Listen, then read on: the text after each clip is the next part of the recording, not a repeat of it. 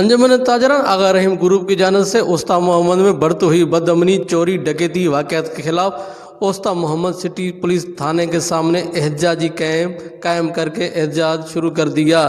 تاجر برادری کا کہنا تھا کہ آئے روز تاجر برادری اور دیگر افراد کے ساتھ چوری اور ڈکیتی کے واقعات سے عوام اور خاص کر تاجر برادری عدم تحفظ کا شکار ہے، جس کے بعد روزگار کرنا ان کے لیے مزید مشکل ہو چکا ہے۔ گزشتہ روز اوستا محمد شاہی بازار میں منیر احمد قریشی کی دکان میں کروڑوں روپے کا سونا چوری کر کے نامعلوم ڈاکو فرار ہو گئے تھے۔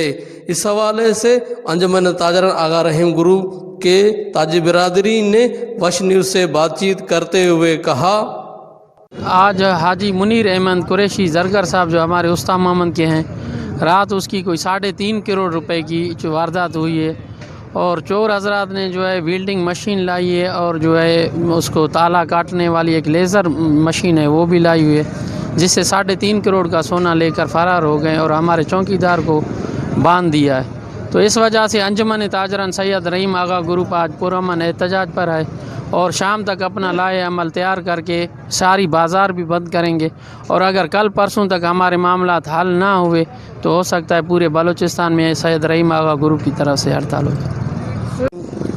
سر کیمپ ہمیں شاید اس سے پہلے لگانا چاہیے تھا، کیونکہ یہ جب سے ضلع ہوا ہے ڈی سی اور ہمارے ایس پی صاحب ضلع میں آئے ہوئے ہیں، اس ضلع کا نظام صحیح نہیں ہے۔ آئے دن چوروں کی، ڈکیتوں کی وارداتیں، آئے دن چوریاں سرے عام، یہ گرل مشینوں کے ساتھ یہ اتنی بڑی واردات ہوئی ہے 2 گھنٹوں کی، لیکن چوکیداری کے باوجود بھی، پولیس کے باوجود بھی چوریاں ہوتی ہیں۔ ہمارا شہر چوروں کے نظام پر چل رہا ہے، نہ کہ ہمارے شہر کوئی مالک ہے، نہ ہمارے شہر کا کوئی وارث ہے۔ ایسے سمجھو کہ ہم تاجر برادری لاوارث ہیں، اس ٹائم لاوارث ہیں۔ شاید ہو سکتا ہے کہ آگے چل کر اور بھی لاوارث ہو، کیونکہ ہمارے پاس کوئی ایسی انتظامیہ نہیں ہے جو ہمارا داد فریاد سن سکے۔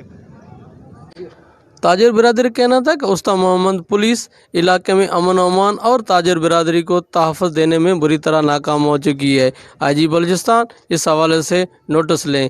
کیمرہ مین ظفر علی کے ساتھ ذاکر حسین، وش نیوز، اوستا محمد۔